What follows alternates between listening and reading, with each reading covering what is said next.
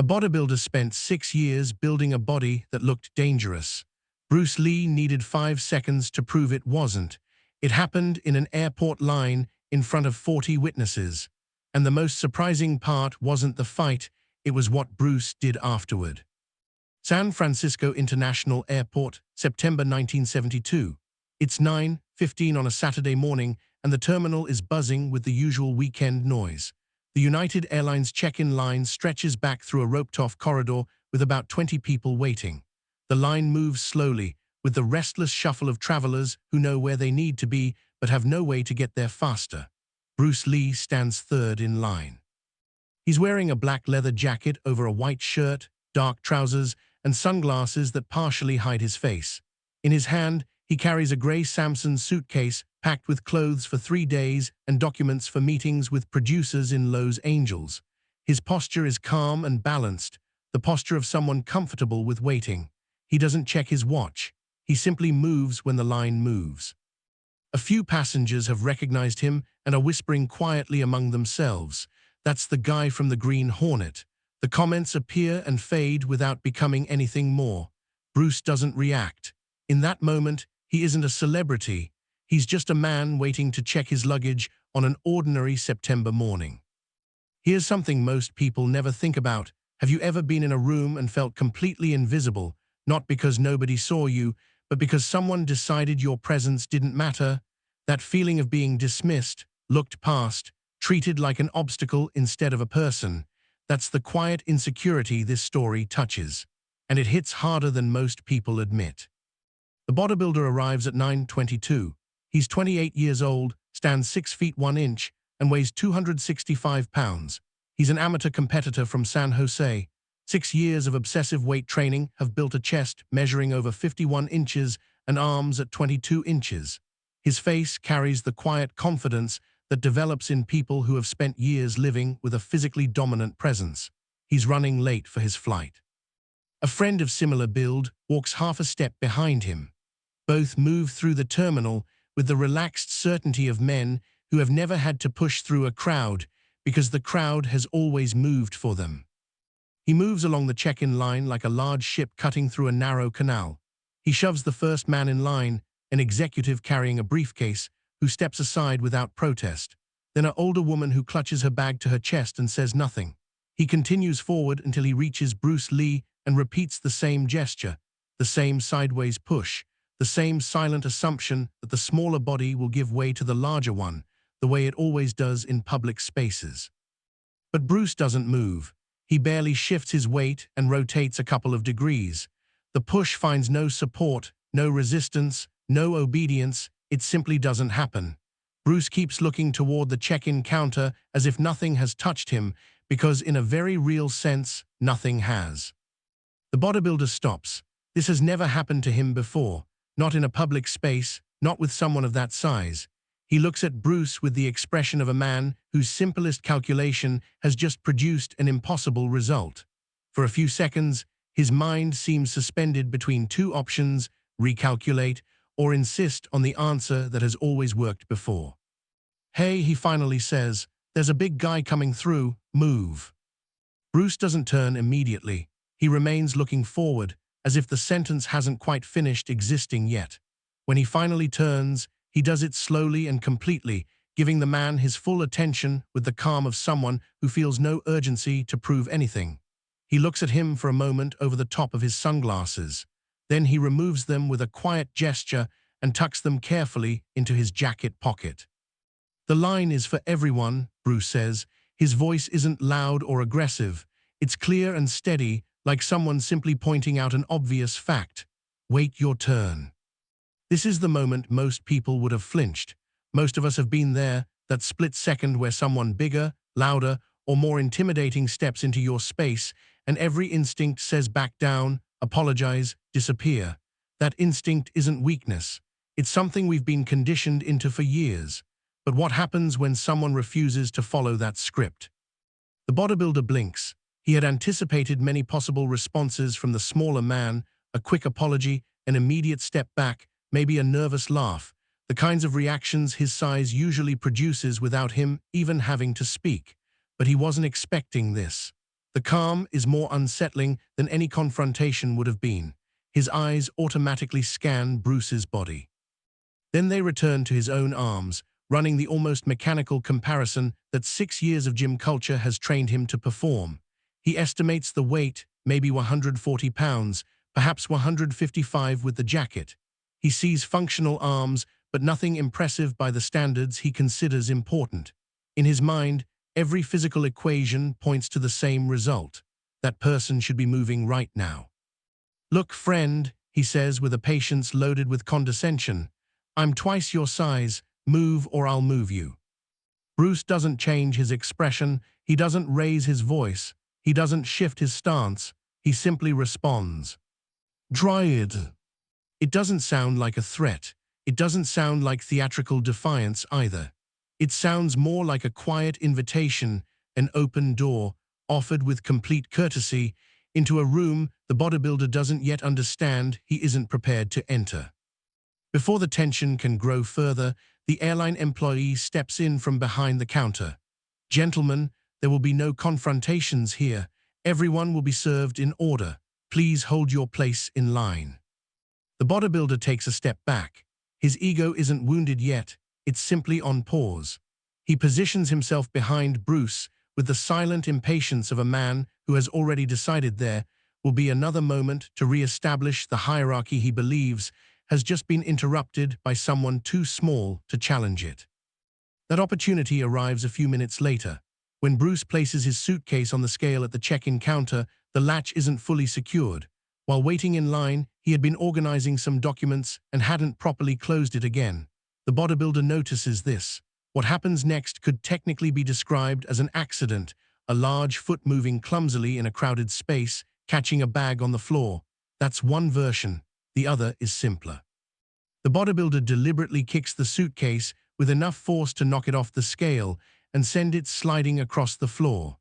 The latch gives way and the contents spill out onto the linoleum: 2 shirts, a pair of training trousers, and several personal items scattered across the floor of San Francisco International Airport on a busy Saturday morning in September 1972, with roughly 40 people watching.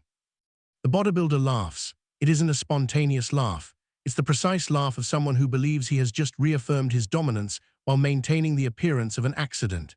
Then he adds something more. He turns slightly toward his companion and speaks at a calculated volume, loud enough for Bruce and everyone within 30 feet to hear, but quiet enough not to seem like he's shouting. "Look at the little Chinese guy picking up his trash. He should learn not to get in the way of bigger people." His friend laughs. Some people nearby lower their gaze. Others pretend they didn't hear anything. The airline employee stands completely still behind the counter. And here's where the real insecurity lives, not in the bodybuilder's muscles or his size, but in the fact that he needed an audience. He needed 40 strangers to see him win. People who are genuinely confident don't perform for crowds. They don't need witnesses to feel powerful. The need to humiliate someone publicly is never a sign of strength. It's one of the clearest signs of the opposite. Bruce Lee doesn't react visibly. He kneels on the terminal floor and begins collecting his clothes with slow, deliberate movements. These are the movements of a man who has already decided how he will respond to the situation and feels no urgency in doing so. He folds the first shirt carefully, then the second. He places the trousers on top, picks up each personal item one by one, and puts everything back into the suitcase with the same calm a person uses to organize their desk at the end of a workday. The bodybuilder's laughter continues for a few more seconds, but it begins to weaken. Laughter needs a reaction to sustain itself, and Bruce gives it none. Silence starts filling the space the laughter used to occupy. The man tries to compensate with another comment, something about how some people don't understand that the world has a natural order, but now his words no longer carry the same confidence. Bruce finishes packing everything, stands up with complete composure, and closes the suitcase with a clean, firm click. Then he turns and looks directly at the bodybuilder. All 40 people watching go quiet. Bruce speaks with absolute clarity. "You're going to apologize," he says, "or I'm going to demonstrate why size without skill is just dead weight." He doesn't say it as a threat. He says it the way a doctor announces an inevitable diagnosis, as a fact. The bodybuilder stares back at him. He runs the calculation one more time. Maybe 140 pounds, 5 feet 7 inches, arms that by his standards impress nobody. For 6 years, that calculation has always produced the same result. He decides this time will be no different. He smiles toward his friend, takes a step forward, and extends his right hand toward Bruce's chest, the typical gesture of a push designed to establish hierarchy without technically crossing into assault. The hand never reaches him. In the next 5 seconds, something occurs that several witnesses would remember for decades. In the first second, Bruce's left hand intercepts the man's wrist and redirects the movement outward with such economy of motion that some observers would later swear the bodybuilder's own arm had simply changed its mind about where it wanted to go. In the second second, Bruce's right leg fires forward in a side kick aimed at the solar plexus. It moves so fast the human eye can barely register it. The force behind a strike doesn't come from the size of the body delivering it. It comes from how the entire body moves together.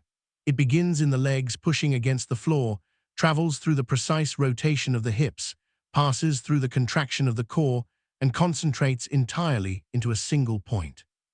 Bruce's 140 pounds, organized into a perfect sequence of movement, generate more power than 265 pounds of untrained mass, where the body doesn't work as a coordinated system. Real force isn't about size, it's about efficiency. In the third second, the impact reaches the bodybuilder's diaphragm. The muscle goes into immediate spasm. His mouth falls open but produces no sound. Air disappears, not entering, not leaving. His hands instinctively fly to his abdomen as his body tries to process what just happened. In the fourth second, Bruce has already moved again. His left leg sweeps the bodybuilder's only supporting leg at the exact moment all of his weight is committed to it. The mechanics are straightforward. Remove the support point when the center of gravity is already displaced. The result is not a slow or clumsy fall. It is a sudden collapse. In the fifth second, 265 pounds of man strike the airport floor with a dry impact that is felt by everyone nearby. He lands face up on the terminal linoleum, conscious, but completely unable to respond. Bruce Lee does not follow him to the ground. He doesn't lean over him. He doesn't add a single comment. He simply turns back to the counter, picks up his suitcase, and with complete serenity says to the airline employee, "I apologize for the interruption. My bag is within the weight limit." The people around seem to need several seconds to remember what they were doing before all of this. "Yes, 42 pounds, the employee finally replies. "You're within the limit." Her hands tremble slightly as she prints the boarding pass. Bruce takes it with courtesy, offers a brief nod of acknowledgement, and walks calmly toward the departure gate, as if nothing extraordinary has just taken place. Behind him, the bodybuilder slowly begins recovering his breath. It takes nearly 2 minutes before he can sit up. His friend helps him while he tries to process what happened. When he finally manages to get to his feet, he looks through the crowd in the terminal for Bruce, not to continue the confrontation. He looks with the expression of a man whose most fundamental understanding of the world has just been corrected in the most direct way possible. For 6 years, he had believed that 265 pounds of muscle was a guarantee of dominance in any physical confrontation. That belief disappeared in 5 seconds. Years later, a bodybuilding magazine published an anonymous interview with a competitor who described how he had learned the difference between aesthetic strength and functional strength after a public confrontation that humiliated him in front of 40 strangers in an airport. In the interview, he said, "I spent 6 years building a body that looked dangerous. I discovered in 5 seconds that looking dangerous and being dangerous are completely different things." And what stayed with him wasn't the strike, it wasn't the speed, it wasn't even the fall, it was what happened afterward. The man who taught him that lesson said nothing. He simply picked up his boarding pass and walked away. That detail was what persisted most over time, not the technique, not the public humiliation, but the realization that for Bruce Lee, none of that had been an extraordinary moment. It had been routine, as ordinary as checking a bag. 5 seconds, that's the number this entire story rests on. 5 seconds from the moment the bodybuilder extended his hand to push, to the moment he was lying on the airport floor unable to breathe. 5 seconds that contained everything, the difference between size and skill, between mass and precision, between a body used as intimidation and a body developed into an instrument. The bodybuilder brought 6 years of training. Bruce Lee brought 20. And the difference between those two kinds of work became visible in 5 seconds, in a way no explanation could have made clearer. And maybe that's the real lesson worth sitting with, not just about fighting, about anything, about the gap between how things look and what they actually are, about the difference between performing confidence and actually having it, about how the loudest person in the room is rarely the most capable one, about how genuine mastery doesn't need an audience, doesn't need to humiliate anyone, and doesn't feel the need to announce itself. 50 years later, every time someone in a gym confuses the size of a muscle with the true capability of the body that carries it, the lesson is still waiting to be learned.